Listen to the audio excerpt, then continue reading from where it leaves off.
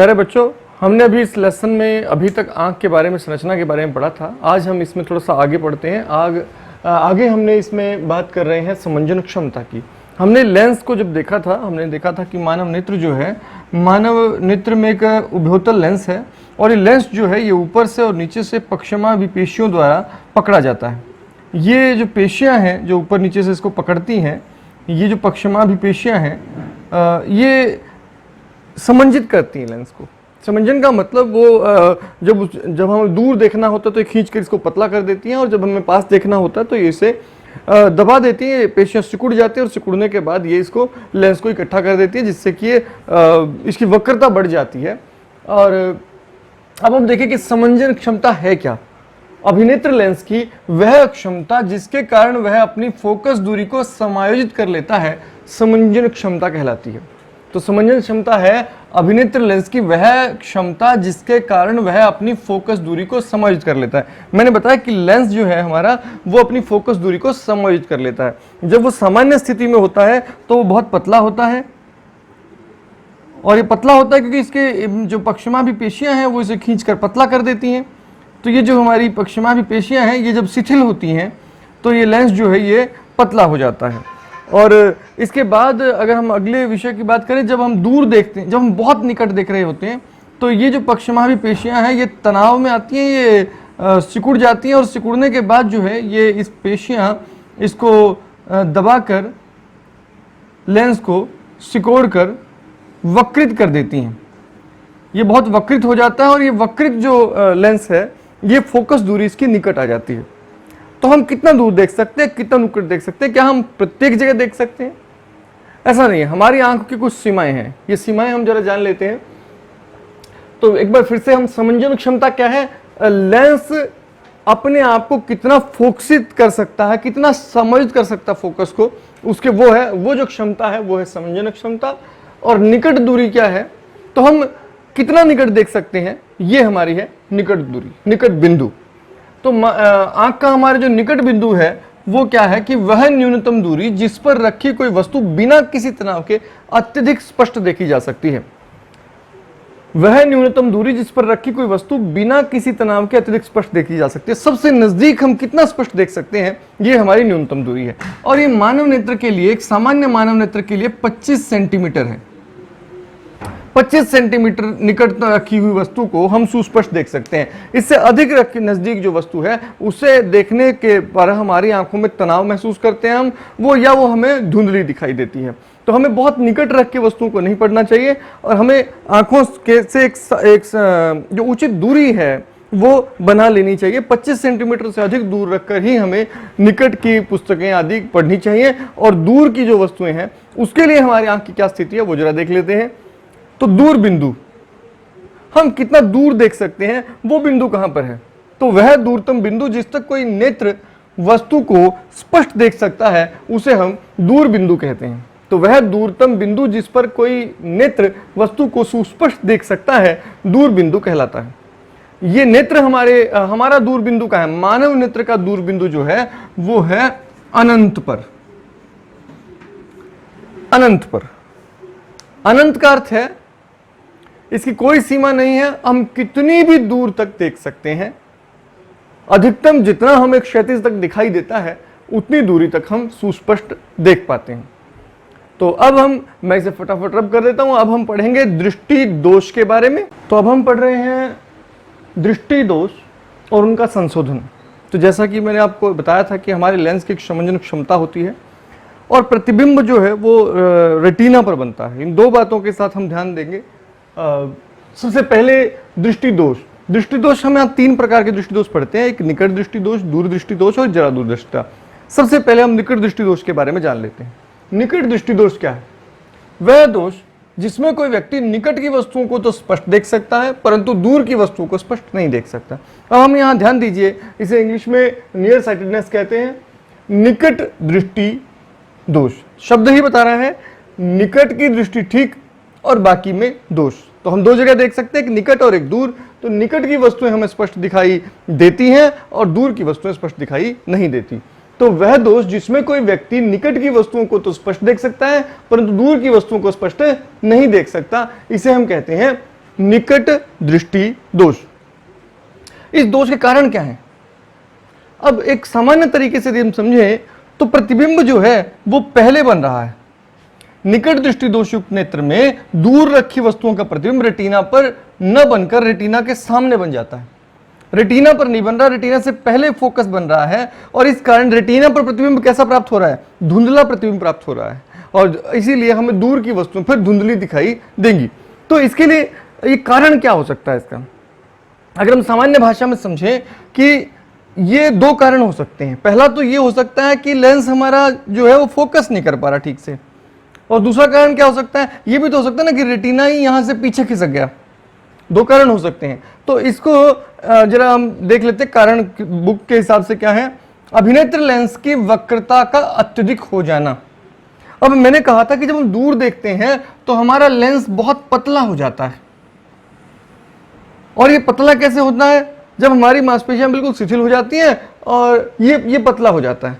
अगर हमारी पक्षमाभि पेशियां या किसी अन्य कारण से नेत्र लेंस जो है ना बहुत पतला नहीं हो सकता और वो वक्रित हो जाए, उसकी वक्रता बढ़ जाए। अब लेंस की वक्रता जितनी बढ़ेगी, जितनी गोलाई अधिक होगी, उतना वो जल्दी फोकसित कर देगा चीजों को। अब क्योंकि वो जल्दी फोकसित कर देगा तो पहले ही फोकस हो जाएगा, और फोकस हो जाने से प्रतिबिंब जो है रेटिना पर बन नहीं पाएगा और वहां धुंधला प्रतिबिंब दिखाई देगा, स्पष्ट प्रतिबिंब दिखाई नहीं देगा। इसी प्रकार से दूसरा कारण हो सकता है नेत्रगोलक का लंबा हो जाना। अब नेत्रगोलक यदि ऐसे लंबा हो जाए तो हम क्या देखेंगे? पीछे चला गया है, तो रेटिना हमारा आगे आ गया, रेटिना पीछे चला गया तो प्रतिबिंब जो है वो आगे रह गया, तो धुंधला प्रतिबिंब दिखाई देगा। तो दो स्थितियां हमने पढ़ी। सबसे पहली बात तो क्या है कि निकट दृष्टि दोष होता क्यों है? क्योंकि रेटिना पर प्रतिबिंब न बनकर रेटिना के सामने बन जाता है। दूसरा कारण हम बात कर रहे थे, एक अभिनेत्र लेंस की वक्रता का मोटा हो जाना। कारण क्या है इसका? एक तो लेंस मोटा हो सकता है, वक्रता ज्यादा हो सकती है उसकी। दूसरा नेत्र लेंस का लंबा हो जाना, गोलक का लंबा हो जाना। अब सामान्य अगर हम नेत्र को देखें तो सामान्य नेत्र में प्रतिबिंब इस तरह बिल्कुल रेटिना पर जाकर बनता है, तभी हमें दूर या पास की वस्तु एकदम स्पष्ट दिखाई देती हैं। लेकिन यदि हम इसमें देखें तो इसमें ये फोकस बिगड़ गया है। इस नेत्र में शायद वक्रता के कारण हो सकता है, या फिर ये नेत्र गोलक लंबा हो सकता है, होने से प्रतिबिंब पहले बन गया और इस तरह रेटिना पर बहुत धुंधला प्रतिबिंब दिखाई दे रहा है। तो ऐसा व्यक्ति जब दूर देखेगा तो उसे धुंधला दिखाई देगा और वो समझ नहीं पाता कि क्या दिख रहा है, चित्र स्पष्ट समझ नहीं आता उसके। और अब इसका समाधान क्या करें? इसके लिए वर्तमान में क्या करते हैं, इसका सामान्य संशोधन क्या है? एक अवतल लेंस का चश्मा लगा देते हैं। अवतल लेंस किरणों को फैला देता है और फैलाने के बाद अपसारित कर देता है, मतलब तो अब फैला देता है, और फैलाने के बाद जब वो दूर जाकर फोकसित होते हैं तो रेटिना पर प्रतिबिंब बनता है। लेकिन कौन सा अवतल लेंस? तो यही डॉक्टर आपका देखता है। आपका डॉक्टर, आप चश्मे जब आप दिखाने के लिए जाते हैं, डॉक्टर को नंबर दिखाने के लिए जाते हैं, तो डॉक्टर आपको अलग अलग तरह के चश्मे लगाकर लेंसों को जोड़कर देखता है कि आपके लेंस कितने क्षमता का लेंस लगाने पर आपके नेत्र के रेटिना पर सुस्पष्ट प्रतिबिंब बन जाएगा, और उतनी क्षमता का लेंस आपको लगाया जाता है। तो ये हमने पढ़ा दृष्टि दोष के बारे में, निकट दृष्टि दोष के बारे में, और अब हम पढ़ेंगे दूर दृष्टि दोष के बारे में। तो अब हम बात करते हैं दूर दृष्टि दोष की। दूर दृष्टि दोष जिसे फार साइटेडनेस कहा जाता है। अब यहां भी हम शब्द पर ध्यान दें तो दूर दृष्टि सही और दूसरी में दोष, यानी कि वह दोष जिसमें कोई व्यक्ति दूर की रखी वस्तुओं को तो स्पष्ट देख पाता है परंतु निकट रखी हुई वस्तुओं को स्पष्ट नहीं देख पाता। इसका कारण क्या है? इसका कारण है हमारा निकट बिंदु का दूर हट जाना। तो हम यहाँ दूर दृष्टि दोष की जो बात कर रहे हैं वो एक बार फिर से कर लेते हैं। वह दोष जिसमें कोई व्यक्ति दूर की वस्तुओं को तो स्पष्ट देख सकता है परंतु निकट की वस्तुओं को स्पष्ट नहीं देख सकता। तो दूर दृष्टि दोष युक्त व्यक्ति नेत्र में किसी दूर रखी वस्तु का प्रतिबिंब रेटिना पर न बनकर रेटिना के आगे बनता है। इसके कारण निम्न हो सकते हैं।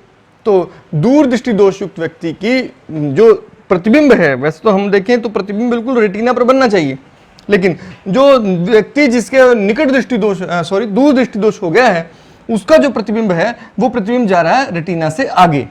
अब रेटिना पर प्रतिबिंब बन रहा है धुंधला, तो इसे नजदीक रखी हुई वस्तुओं को स्पष्ट नहीं देख सकता। ऐसे व्यक्ति को तो वस्तुओं को दूर ले जाकर देखना पड़ता है। आप अपने घर में देखिएगा तो आपके वृद्ध माता पिता जो है वो दूर ले जाकर ऐसे अखबार को पढ़ते हैं। तो एक तो वो है, लेकिन इसका विशिष्ट कारण क्या है? कारण क्या हो सकता है? एक तो हमने कहा कि आयु के साथ साथ हो सकता है, उसे हम बाहर करते हैं, लेकिन सामान्य तो जो फार साइटेडनेस है उसकी दो वजह होती है। एक तो अभिनेत्र लेंस की फोकस दूरी का अत्यधिक हो जाना। नेत्र लेंस की फोकस दूरी, नेत्र ज्यादा लेंस ज्यादा पतला हो गया, अगर नेत्र लेंस पतला हो गया है तो उसकी फोकस की क्षमता जो है दूरी बढ़ जाएगी और वो आगे की ओर प्रतिबिंब बनाएगा। और दूसरा है नेत्र गोलक का छोटा हो जाना। यदि किसी भी कारण से नेत्र गोलक छोटा हो गया तो हम देखेंगे कि रेटिना यहां पर है, अगर ये नेत्र गोलक छोटा हो जाएगा तो ये पहले आ जाएगा इससे, ठीक है, तो इसलिए भी प्रतिबिंब ठीक से नहीं बन पाएगा। तो इससे अगला जो हम बात करते हैं, अब इसे ठीक कैसे किया जाए।